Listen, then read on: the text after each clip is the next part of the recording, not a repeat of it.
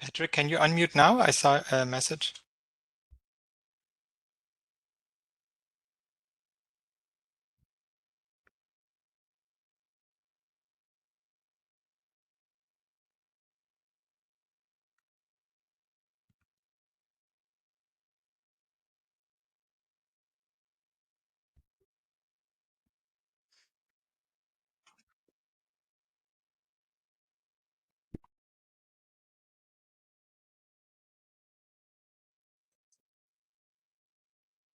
Kevin, should I get started? Have you resolved the I just wanted to unmute for double check Patrick? that Patrick also can unmute because I saw he sent an email.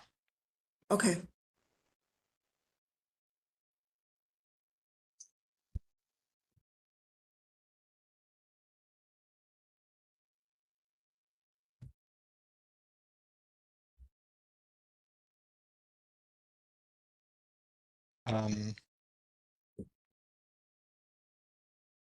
I cannot hear you, Patrick.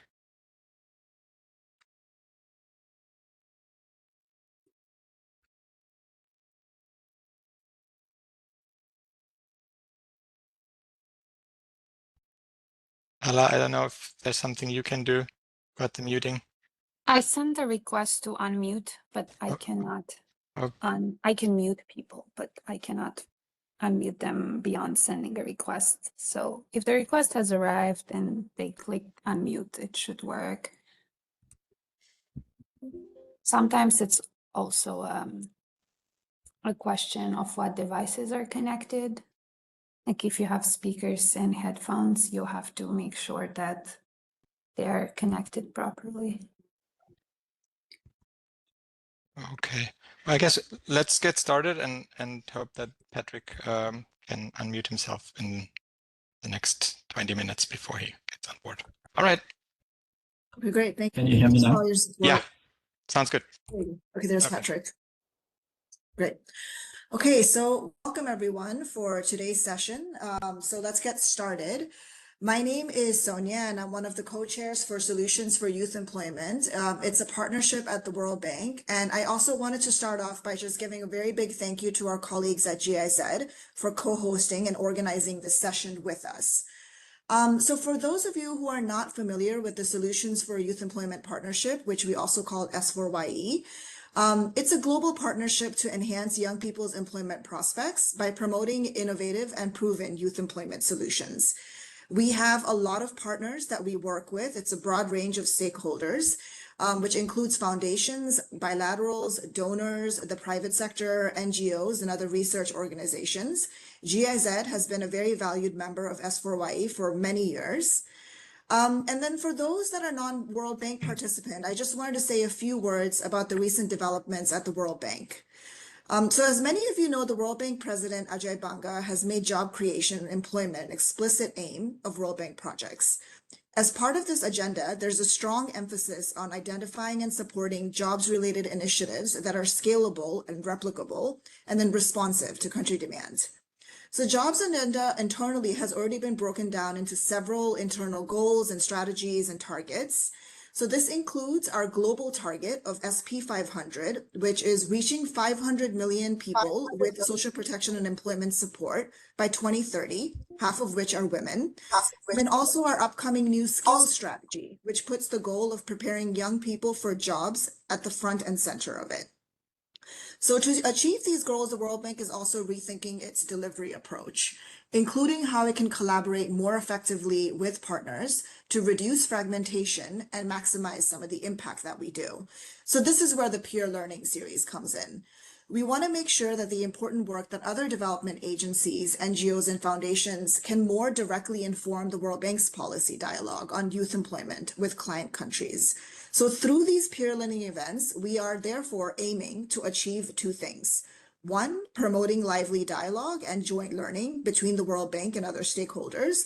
And then also two, exploring new and practical ways for the World Bank and S4YE to work with external partners in supporting scalable youth employment solutions. The current focus of the series is on work-based learning, with several sessions dedicated to this topic. 2 weeks ago, some of you may have joined, we had an engaging conversation with leading NGOs on the role of work-connected learning experiences in secondary schools. Today, we're turning our attention to the role of immersive work-based learning approaches, such as apprenticeships, internships, and also in low-income and informal settings, with a focus on the experience and lessons learned from the German Development Corporation. So with that, for today, I am very excited to introduce 3 speakers and a discussant on the call. First, I'm just going to go through the 4 names, and then I'm going to call in the first speaker. So the 4 speakers today are S4YE Müller from GIZ. She is an advisor and is working on the GIZ sector project for TVET. Robert Danfall, he's a technical advisor, and he is working at the GIZ Ghana. And then Inga Schlau, program coordinator with, okay, I'm going to mess this up, but I'm going to try my best. Welthungerhilfe. Maybe I got it. And then we have Patrick Permont, from a senior economist from the World Bank. So S4YE, over to you. You can also tell me if I pronounced that correctly. Yeah, perfectly fine. Müller, very German name. Thank you so much for having me today. I'm not sure if it's working with showing my slides. Otherwise, I mean, I started to share, but otherwise I will just keep on going and telling you you have to listen to me, and I of course will provide the slides afterwards. It's only 3 slides anyways. I'm S4YE Müller. I'm working in GIZ, advising our Federal Ministry on Economic Cooperation and Development on TVET, so on Technical Vocational Education and Training. And I would like to introduce to you now like the German model or approach here on TVET. Oh, perfect. Thank you so much, Ala. So next slide, please. Here you can see, to give you a glimpse, that Germany is quite engaged on this topic. High quality, practice-oriented TVET is a core competence of our German Development Corporation. And to give you a figure, in 2024, our ministry spent or pledged 245 million euros on ODA, which is quite a big amount within this field. So Germany is the biggest donor on TVET worldwide. And you can see here on this map our priority countries, or where in bilateral development cooperation, TVET is a priority, which is already in 38 countries, and this is almost 2/3 of all of the countries of German Development Cooperation. Okay, next slide, please. What do we mean with our German approach here when we talk about TVET? And today explicitly we talk about work-based learning, which fits quite well to our approach. We always think of TVET as a shared responsibility between government, which are our partners in the countries, but also the private sector. And of course, when we look at employment and youth employment promotion, we see that development in the private sector is faster than the public sector can react to. And that's why we always enhance or strengthen this cooperation of businesses in TVET training systems. And I brought here a very easy, comprehensive definition on work-based learning by our Federal Institute on TVET and UNIVOC, which says work-based learning means learning for work. So the employment perspective is clear. And also learning at work and learning through work. So we have real work settings where training is happening.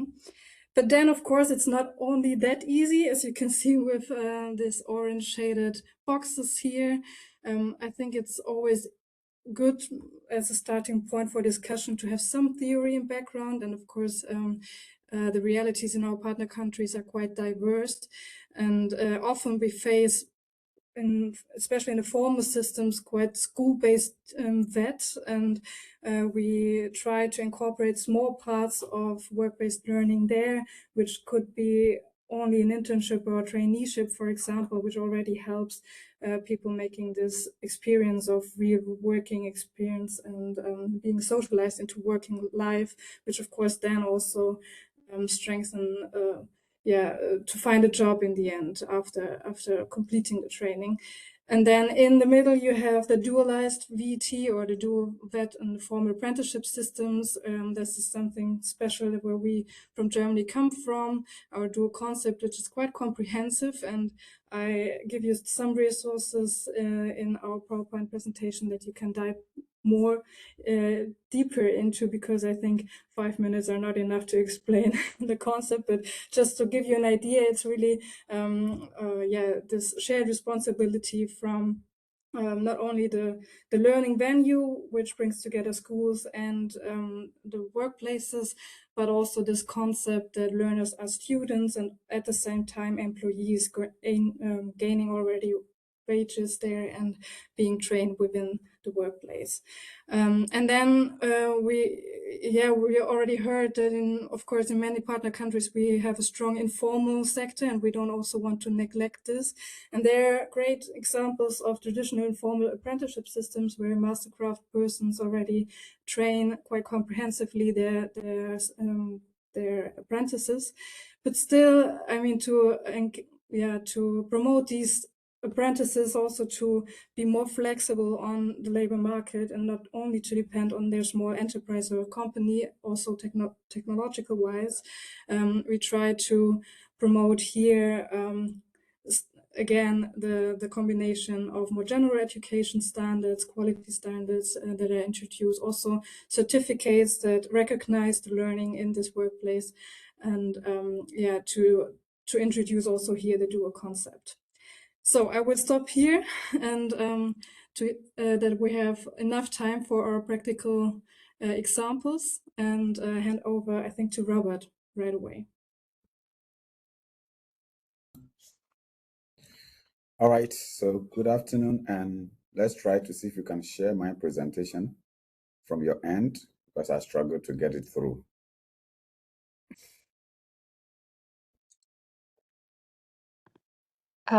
If you could give me 1 minute, you Okay. can start and then, thank you.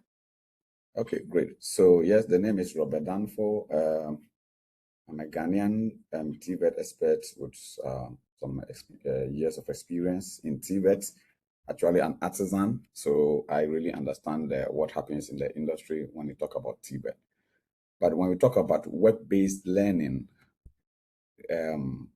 Ghana has more or less 4 modules or models of web-based learning, and building up from the first presentation, we have the informal apprenticeship ongoing, and then we have the cooperative apprenticeship training, and then we also have the workplace experience learning, and then the recognition of prior learning, which is not a training per se, but a means of recognizing learning that has taken place through experiences. Now, Robert, your presentation is up, so please let me know when you want to move to the next slide. Thank you. Okay, so we can move to the next. Sorry. That's the old presentation, No, Ala. I yes, forwarded yeah. you his. Just This keep is not going. right. yeah. Just keep going, Robert. Okay, great. So, and each of the 4 models that I mentioned, you can find an official documentation in any Ghanaian TVET, other policy or educational reform document, or a recommendation from a committee. So we want to work synchronized and harmonized to ensure that we do something that is lasting. So taking over from there, in 2012, a program was launched by name Ghana Skills Development Initiative.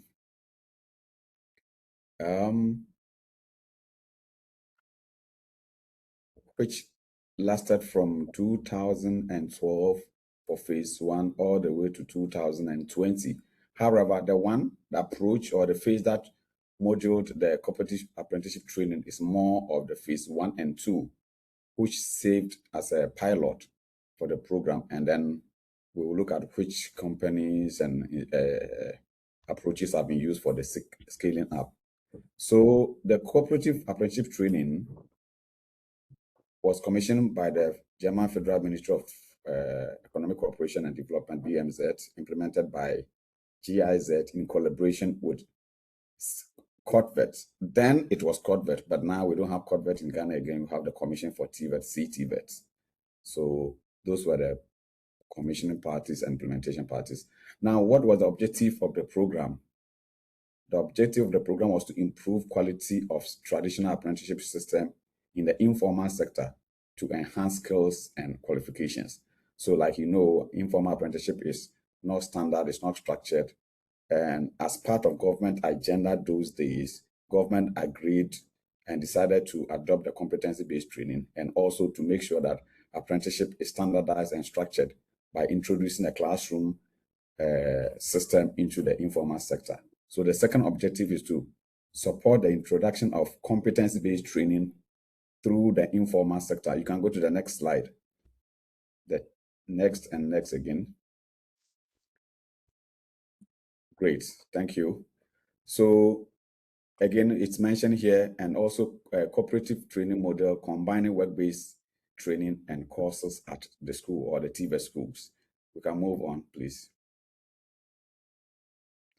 Yes, so this CAT model benefited a lot of institutions, including the Federation of Professional Trade Associations in Ghana, with other 9 trade associations, mastercraft persons, and their apprentices.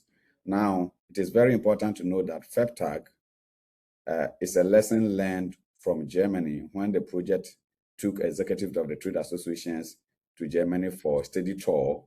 And after observing the functions of the chambers in Germany, they decided to have something similar, not exactly though. And so all the trade associations decided to put themselves together to form a federation and to monitor, to coordinate, and supervise the activities. So that is a very good example from Germany.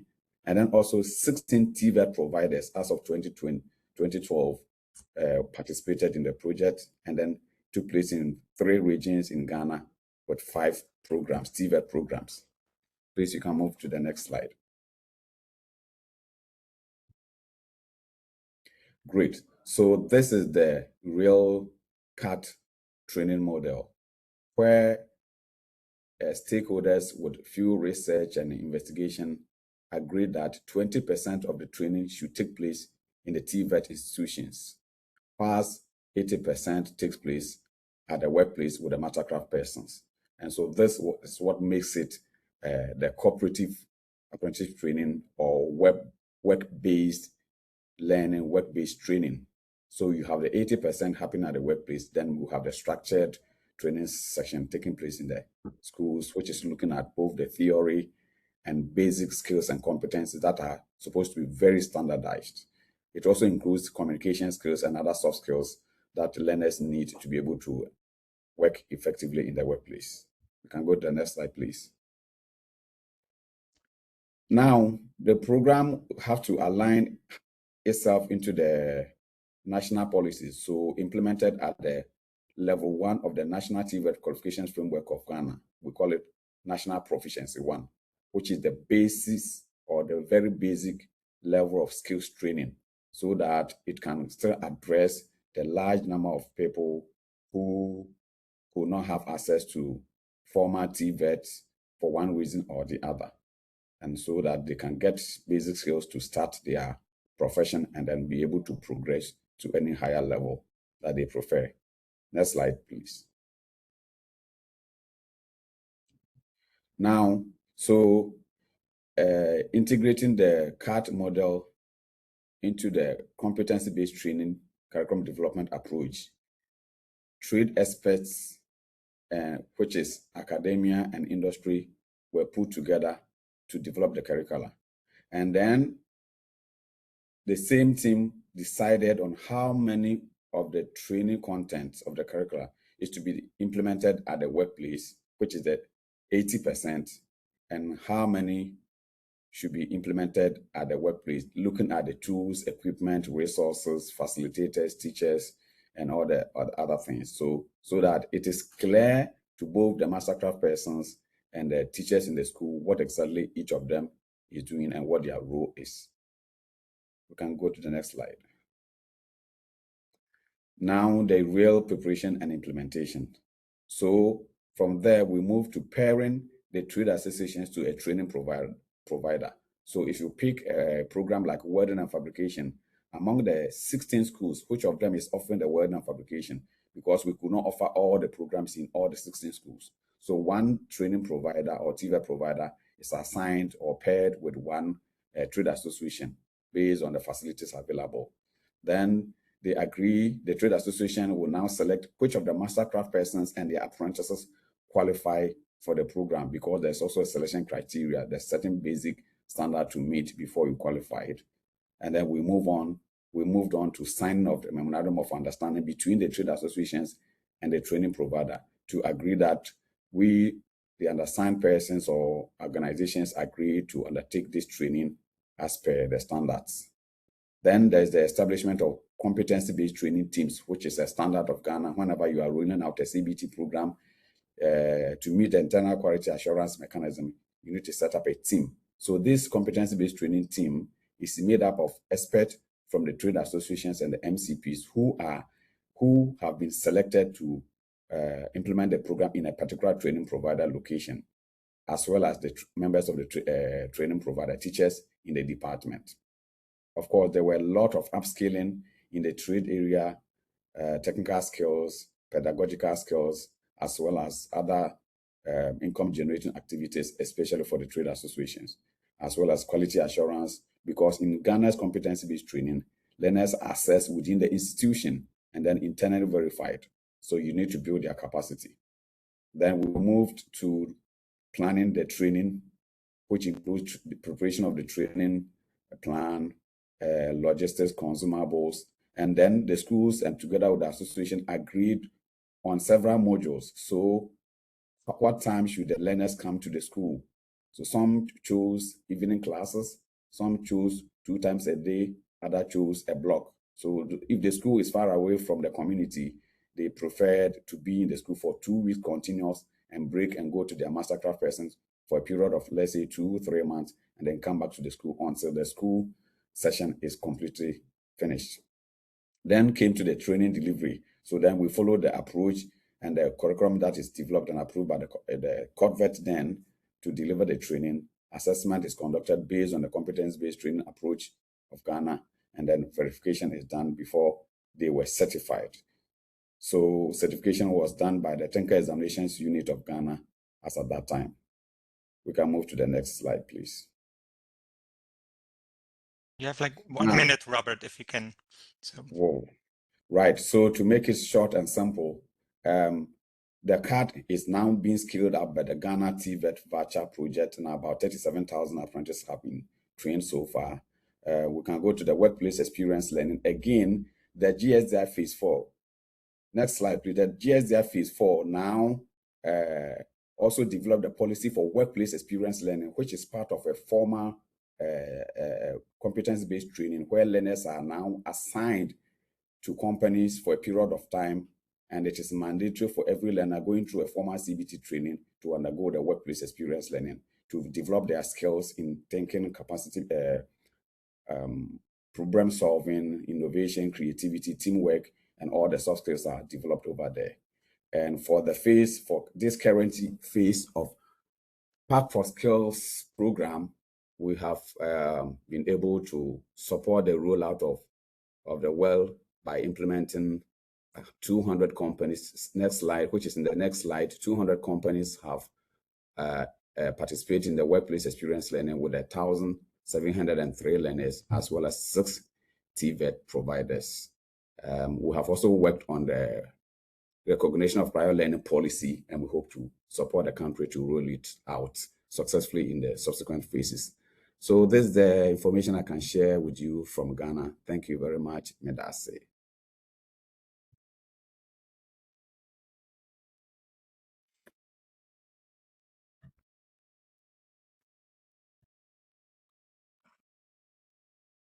Inga, you can jump in.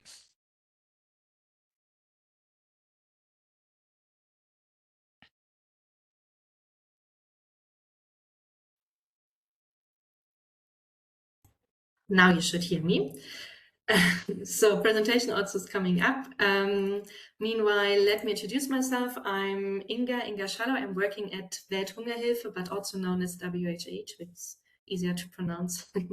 And I'm working as a program coordinator for the so-called Skill Up program. You will hear a little bit more about it in 1 second. I'm based in Nairobi, Kenya, and yeah, let's go through it. So in the case you do not know WHH, WHH is I go to the next slide, is founded in 1962 and is today one of Europe's largest NGO in humanitarian assistance and development cooperation. We have around 3,500 local staff, and we work with around 320 partner organizations in currently 37 countries. And our program budget 2024 was around 346 million. So currently in WHH, we are implementing around 70 projects related to economic development and skills development. And here our flagship program is Skill Up, which is currently implemented in 15 countries with 17 projects. And since 2015, we have reached around 30,000 young people. So what is the Skill Up program about? The Skill Up program supports especially vulnerable young people in Asia and Africa through market-oriented skills development and employment promotion. And a large share of our work takes place in rural, fragile, and underserved context, where we know that most economic opportunities are found in the informal economy. And that's why under Skill Up, we are focusing a lot on the non-formal training settings and also on work-based learning approaches. And you can see here on the right side just some findings from our recent evaluation, which supports us that we are on the right track. So unfortunately, the presentation is not up yet, but I still hope it will follow soon. So you cannot see the data now, but hopefully you will it. So what does it mean now when it comes to non-formal training and especially work-based learning in the informal economy? And there's the next slide you cannot see yet, but no, it's not even moving on my end. So now, on this slide, you can later see that we know that when it comes to the formal work-based learning models, everything is taking place in the formal economy, on the formal sector. So we have formal company placement, we have formal TBET institutions, and also the employer network is really focusing on the formal economy.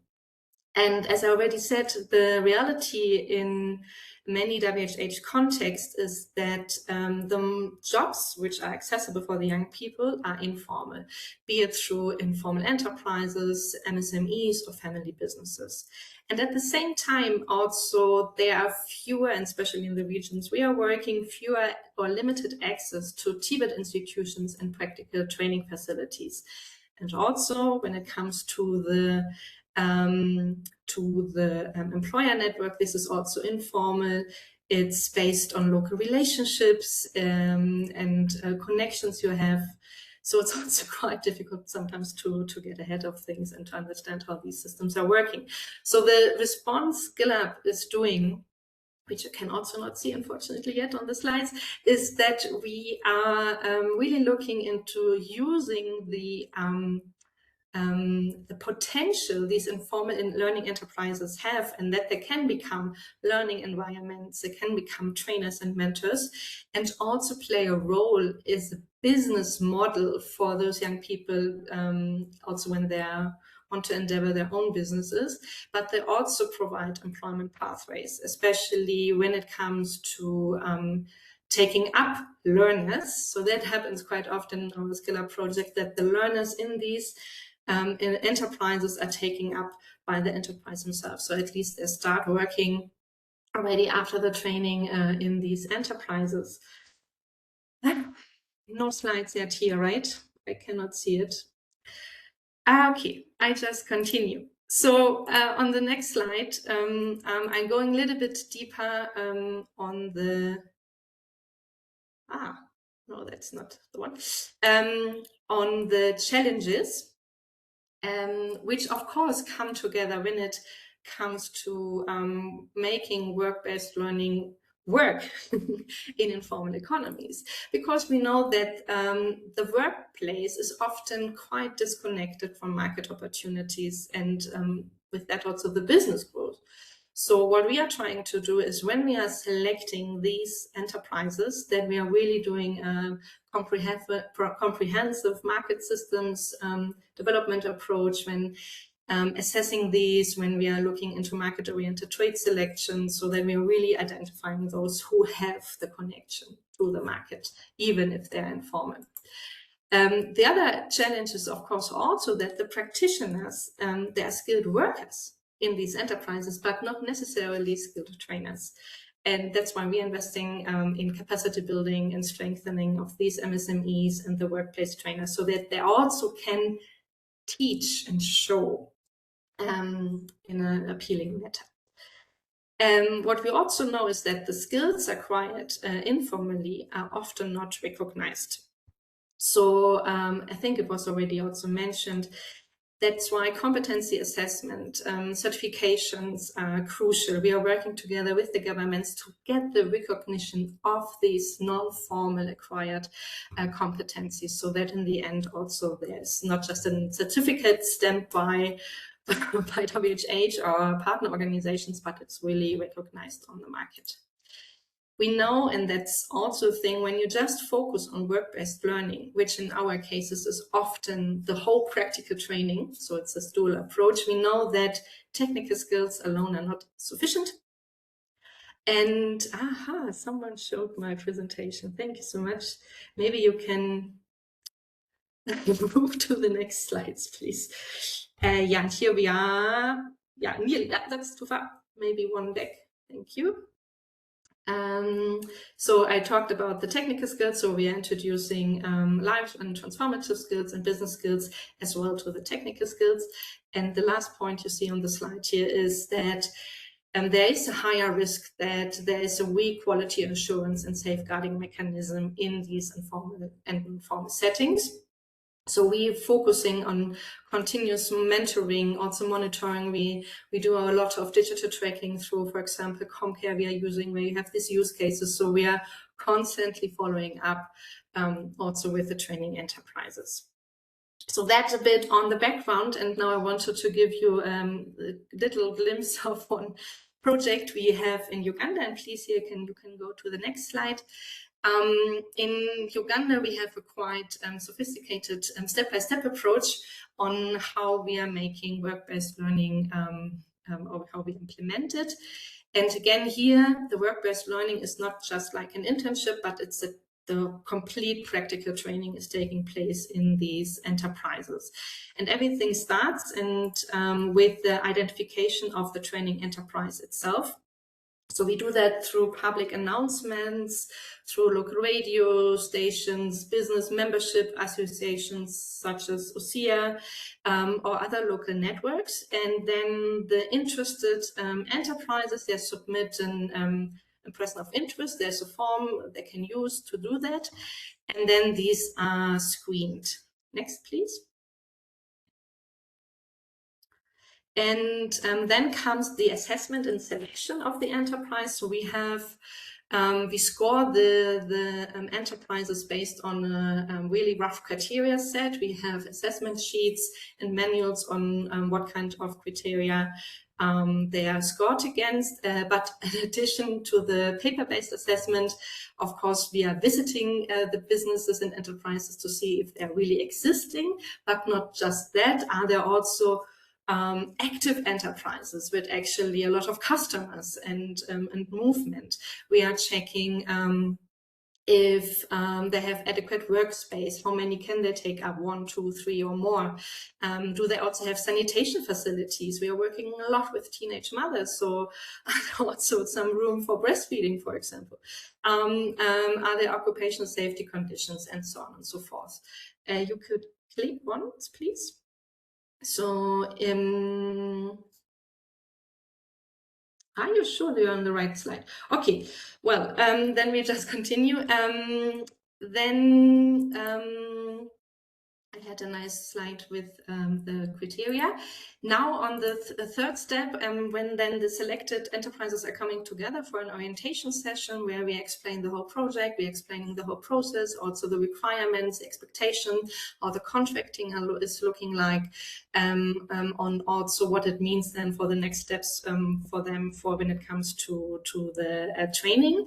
The contract later on, as soon as the trainees are identified, is between the enterprise, the trainee, and the project.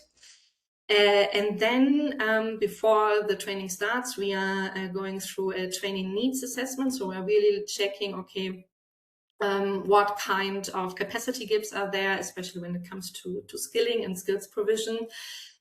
This is done through TVET or work-based learning experts, could be external consultants, former TVET commissioners, or also members of the Uganda Private Vocational Institutions Association, and they assess the gaps, and then based on that, the TOT is developed.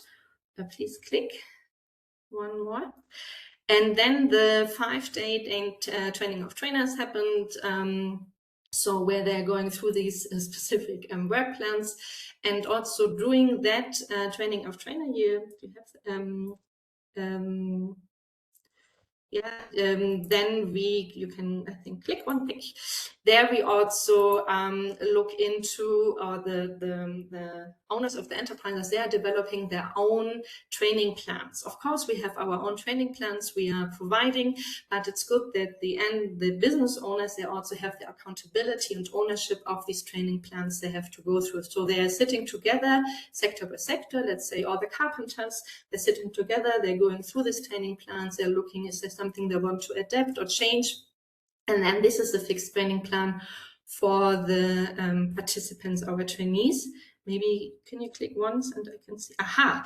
So here you can see, for example, on the left side, there's one of these training settings. And of course, then also these training plans, they remain visible in the workshop so that the participant, they can always check, okay, what is planned today, or what are the next steps I'm learning. On the right side, you see some of these developed training plans. Next, please. And yeah, so then later, I cannot click here somehow, it's on my end. Then after developing these training plans, we are doing the training that's now taking place. As I mentioned, we have a lot of mentoring and follow-up. There's not just an attendance register, but there's a real book. In the best case, it's digital, where the trainee is writing down what they have learned throughout the day. The trainer in the enterprise is also writing down remarks. And this is then also the basis for the follow-up and the visits to the enterprises to really monitor the progress. And then at the end, we have the competency-based assessment. So also here, towards the end of the training period, the participants are going through this training, but in the workplace. And this is also done by governmental officials. So it's an official training assessment. So that's why it's also recognized. That's a good thing. And yeah, then the training is over. The work-based learning approach, how we have that, that's the one we have in Uganda. And maybe just the last slide, as a final remark from my end. Okay, you cannot see the last slide anymore. Doesn't matter. On the last slide, it's just again to remind all of us that the informal economy is not just a place where young people work, but also where young people learn. And recognizing and strengthening these learning environments, they offer a really powerful opportunity we have to use to advance both youth employment and also local economic development. And with that, I hope I stayed within my time. Thank you so much. Looking forward to your questions later on. Yes, thank you so much, Inga. It was a great presentation. Thank you, Robert and Inga. I think this is exactly what we were looking for, examples of how you can borrow from the good elements that we know from a system that can work economy where you have formal opportunities, formal wage jobs. How do you take those good elements and try to apply them in a context where most of the opportunities are in the informal sector? So I think for that, this last presentation was really exactly to the point of showing us, yes, we can find opportunities for youth to learn, to benefit for workplace-based learning, even if this happens in an informal firm. I really like you both showed the part on verification. So verification and certification in the case of Ghana. In your case, this like follow-up, compiling together the document where we will agree on what will be learned, and then coming back for the verification and the assessment. I'll open the floor later on, but before, I would like to turn to Patrick Preman, who is a senior economist in the impact evaluation group, Development Impact, and he has a lot of experience in similar context, evaluating what works with apprenticeship programs in low-income countries. And I think he will reflect also on some of those aspects. So how to engage the employers, how to ensure that there is a high quality of learning that is delivered through those improved apprenticeship. Patrick, the floor is for you. I don't know if we will see your screen, but let's try. Thank you.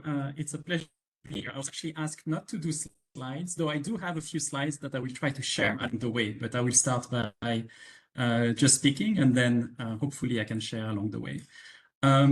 It's a real pleasure to be here. As Alicia mentioned, I'm in the Development Impact Group at the World Bank. We support operations from the World Bank, but also partners to assess the impact of their programming, and most importantly, optimize to maximize that along the way. And so I will build a little bit on what Robert and Inga have talked about in speaking about results from different models to support apprenticeship, especially in West Africa. And in the framework that Svenja presented at the beginning, I will focus on both formal apprenticeship and improving informal apprenticeship. So in your framework, I think it was, models 2.2 and 3.1. Just to pick up exactly where Inga left, I think it's really striking is if you look at the total number of people or youth in low-income settings in informal apprenticeship versus formal TVET, you have many more young people that are in formal apprenticeship than you have young people in formal TVET. And so it means that informal apprenticeship is a real, it's a big opportunity to kind of convey and improve the skills that young people acquire, because it's such a common way to acquire training in the informal sector and kind of irrespective of government interventions. Now, of course, there are questions on this model. There are questions in terms of attractiveness for youth. There's question in terms of quality of training. But I think we are quite excited about the various types of models that are being attempted to either improve the quality of traditional apprenticeships and get even more people to access those, or more broadly to also improve the outcomes for firms. So I think this idea that those models can not only be beneficial for young people in acquiring skills, in improving their employment outcomes, but can also be beneficial for firms in allowing them to access more skilled workers, in accessing new technologies that they may not otherwise be able to access, and then raise their productivities and earnings. So we have been working on supporting a range of programs in documenting their impacts. I'm going to speak a little bit today about two examples, one from Côte d'Ivoire and one from Benin. I'm actually calling from Benin today. But we have worked on similar models in other countries, from Nigeria to Colombia and also India. So happy to reflect on that as well, and also happy to chat with any of you bilaterally after the call as needed.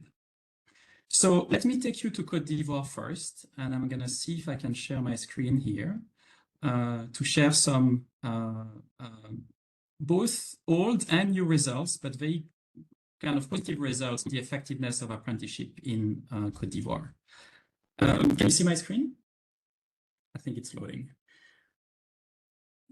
So Côte d'Ivoire implemented a dual apprenticeship program that was more of a formal type of apprenticeship program.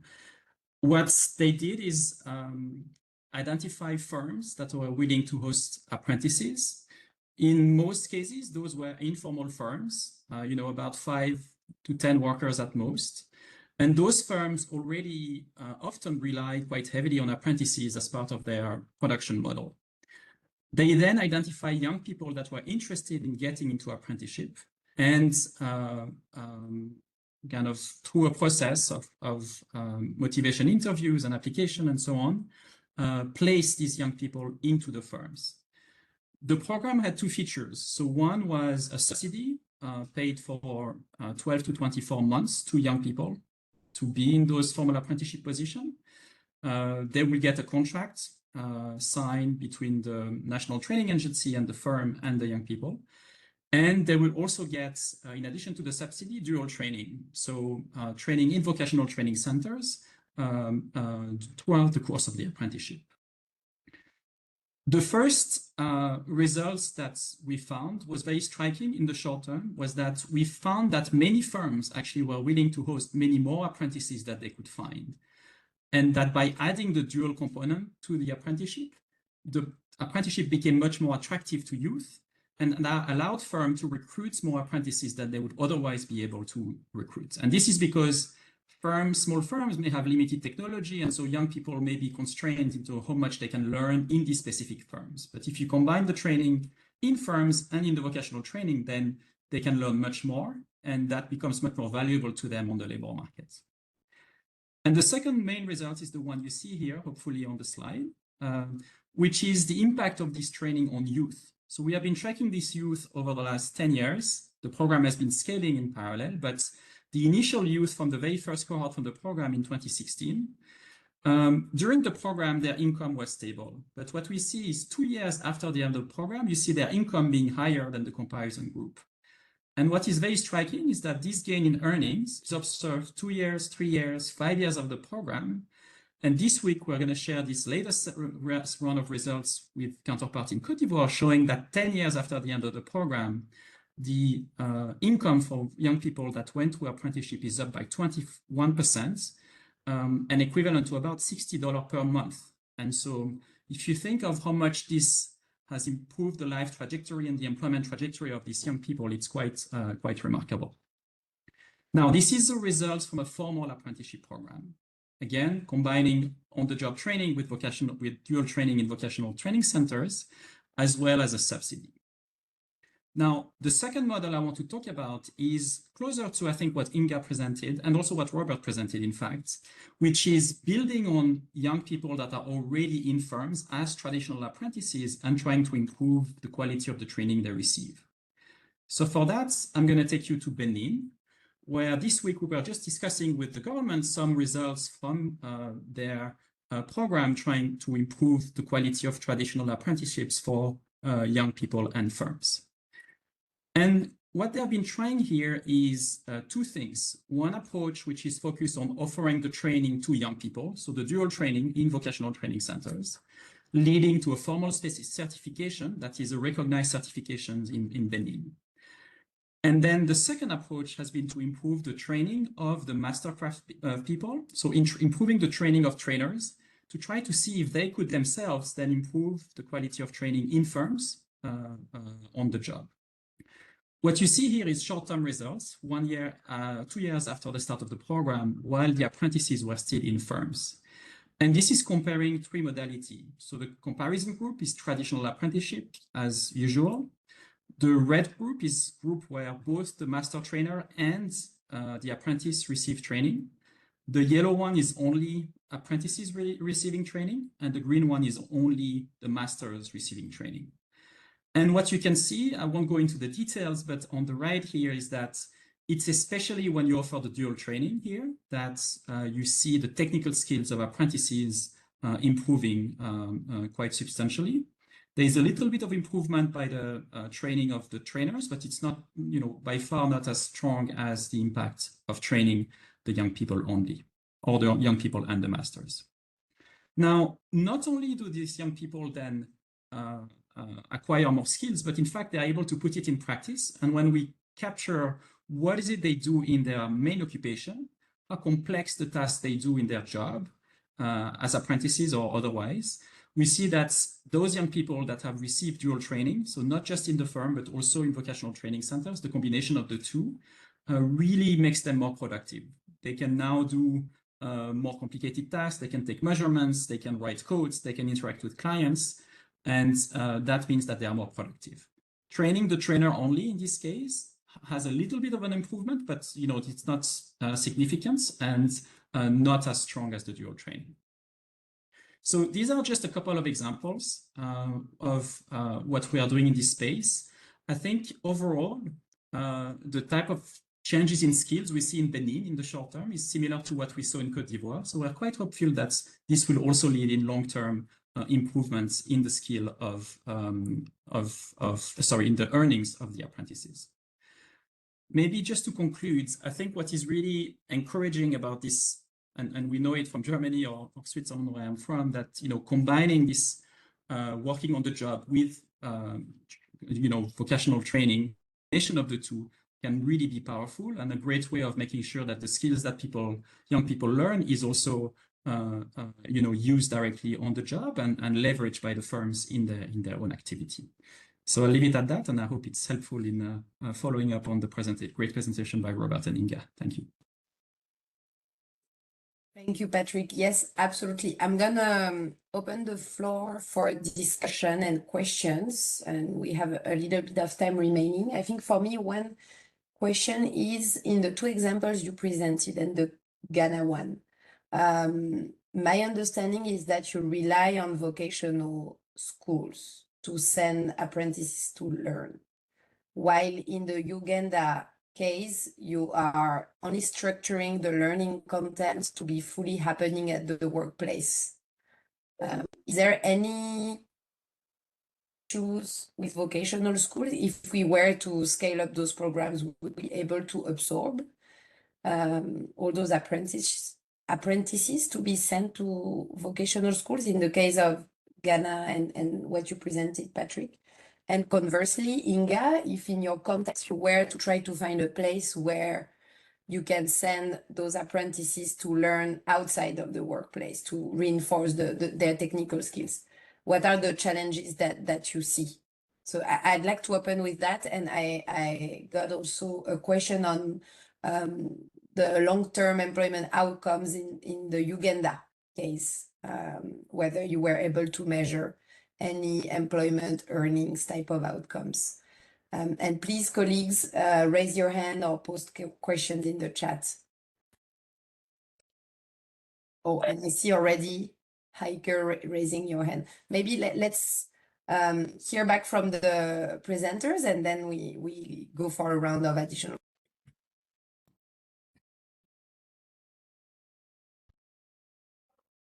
Okay. Maybe let me start. So sorry, Robert. Let me quickly start to say, I mean, in Uganda, on all our 70 projects right now under Skill Up, I think we have the more drastic model where all the technical training is happening in the workplace. But also there, together with our partner organization, this is not the only interaction we have with the participants. So often the life skill and the transformative and business skill training is taking place all together in one, not training center, but one location. And this is managed by our local partners. So they are coming together. In other Skill Up projects, we have a shorter work-based learning component, which is more like a 3 months attachment, for example. So, but there also we have a less flexibility and also less option to structure the work and the learning. I mean, the learning on the workplace. But yeah, in Uganda, we are having a mixed approach. So for the life skills and the business skills, they are all also coming together. We're also supporting them when it comes to form village saving and loan associations. We're also supporting those. So also there, the young people are coming together. This is one part of your question regarding our achievements. So on the first slide, there were some outcomes. So we have an employment rate around 50%, but these numbers, of course, have to be careful. Some are seasonal jobs, so we are currently undergoing a longer tracer study where we also follow up after a project ends what happens to the young people, because usually after the training many are in employment, but then when we look at the number 1 year later, we are reaching that 50% margin. What we also see, the income increase then by the young people employed is more than 30% compared to what they had before the training. I hope these were answering your questions, at least partly. Over to you, Robert. All right, thank you very much. Yes, so in Ghana, the enrollment is done by the mastercraft persons through the trade associations. And you know, the mastercraft persons are always enrolling apprentices. So this is the regular apprentices enrolled by the mastercraft persons. And then the associations support the mastercraft person to enroll the apprentices onto the voucher program, where they get the stipends and they get a free tuition. Now, the training in the TVET provider venue is 20%, as I said. So each association and a program is assigned or paired with one training institution. So that is how it goes. So once the enrollment is done by the MCP and they're able to mobilize up to 20 apprentices, that is almost 20 MCPs or 10 MCPs. I mean, one MCP or mastercraft person can have 2 apprentices enrolled at a time. So you can have 10 MCPs with 20 apprentices enrolled onto the program. Then the training starts in the institution, but then the apprentice is already with a master, because we wouldn't want people who will be dropping out. So you should have served about 6 months or more with your mastercraft person before you are enrolled onto the program. And then on the employment level, it's very interesting. According to the Ghana TVET report for 2025, when the tracer studies was conducted on the first cohort of the voucher learners, the first cohort is 2017 to 2019. 93% of them found job, either wage employment or self-employment, within the first 6 months. Now, the third and the fourth cohort, 31% of them found job within the first 3 months. So you could see the dynamics. But of course, yes, job employment, official, formal, informal, non-formal job employment always exists for them. And this is the good news that we can tell. Thank you. I hope I've also answered your question.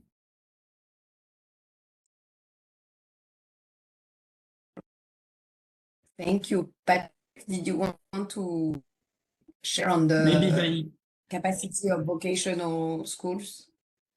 Yes, thank you. So I think that the program is currently scaling in Côte d'Ivoire. What is very striking is, again, we see that firms are very willing to host apprenticeship. In fact, as Robert was saying, there is a lot of demand in firms. We estimate 2 to 3 times more demand in firms than apprentices that are willing to come forward when the program is advertised. So now the capacity constraint, as you rightly flag, I think it potentially can be more on the vocational schools. Now, I think there's another issue which often the vocational schools tend to target higher skills, so they have a lot of curriculum for higher skilled individuals. And so there's a bit of a question of whether some of their capacity should be redirected toward the lower skills as part of those apprenticeship systems. But yes, I think you're completely right to highlight this. And I think a lot of the intervention in the space are focused also on this kind of system building type of, system strengthening type of improvements. Maybe I'll leave it here so we have more time for discussion. I see a question in the chat. Why would the firms have less apprentices in the iron improvement? And we have Heike, do you want to ask her? Yeah. And then Heike, please ask your question. Yeah, I need to leave, unfortunately. Can I quickly ask, because I can't see the chat, unfortunately. I have no access to the chat. So just quickly, first of all, thank you very much for that interesting conversation. But my question was going a bit, who's financing those work-based learning places? Is that financed from those programs? Is that additional money spent on those scholarships or traineeships or however you call it in those intervening moments, or is there any contribution? Of course, not from the informal sector, but from the formal sector, perhaps much more contribution to those places, or is it financed by the projects? fully financed by the projects. Is that clear, the question? The connection is not very good from the internet. I don't know. Yeah, it is clear. Inga, Robert?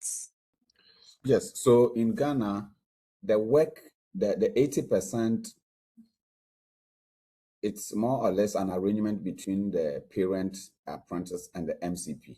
So the aspect that is funded is what happens at the workplace, at the TVET providers venue. So the training, consumables, and a bit of stipends for the learner to be able to commute from the workplace to the school. And that is funded by the government through the voucher project. That's a key FW loan facility secured by the government of Ghana to build the capacity of the people so that they can now pay tax, they can work, pay tax, and then pay back the loan. So yes, that aspect is funded by the government of Ghana. Thank you. In our cases, we also often work with so-called non-formal training enterprises where also the projects are supporting paying the staff, paying the trainers, paying the material. So when it comes to work-based learning, of course, there's also some funds needed, but not as much. So I think I have written it also, Fiona was asking a similar question. So in the case of Uganda, the enterprises, they receive like a compensation of 160 euros, but which is also like money you would spend anyhow on a trainer in a school.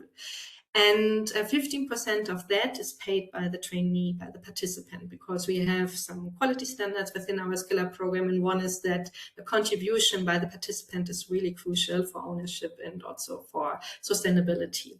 So this is how we are funding it. But of course, we are relying a lot still on external funding from institutional donors or from foundations or anything or similar things.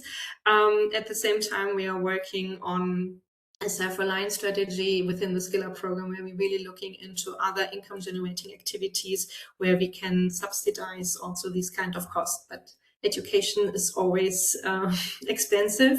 And for non-formal training, you have even to fight harder. And when it also comes to informal economy, to get government support. We have some good examples in Nepal, for example, where we have reached that. But it's a long way and it's a hard fight, to be honest. Thank you very much. I have to leave, unfortunately. Thanks. Thank you. Thank you. Heike is leaving, but I think what she had in mind is also that in some models, we have firms contributing to, so partially financing for the fact that they are also receiving apprentices. I'm thinking of Germany, for example.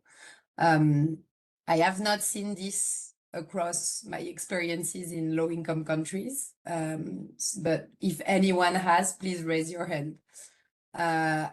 Is there any more hands raised? I'm looking at the attendance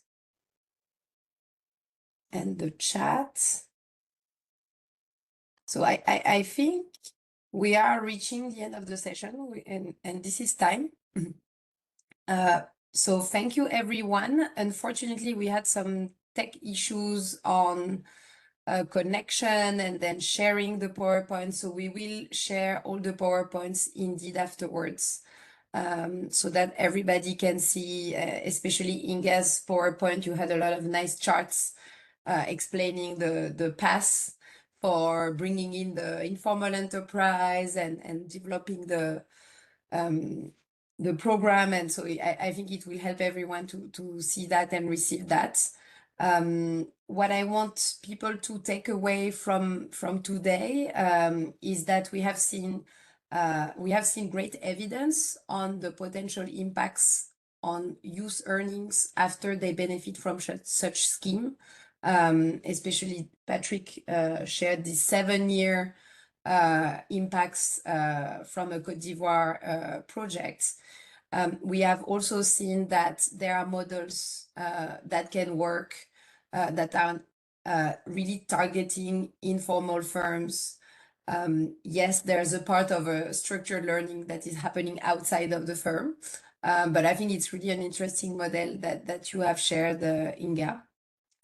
We've also seen that while it's important to engage employers, so far recent results are showing that the training of trainers may not be the most valuable way of bringing in employers. Yet we all know that for this to work, we still do need to have incentives for the firms and for the employers to participate in those programs. So maybe this is an area that deserves a little bit of further research to understand what works best in this area. And I would like to thank our GIZ partner for organizing this session and structuring this session, inviting both Robert and Inga to come in and do this presentation. Thank you also, Svenja, for your presentation, and Kevin and Sonia. And with that, I think we're gonna wrap up. Thank you, everyone. Thank you. Thank Thank you. you. Thank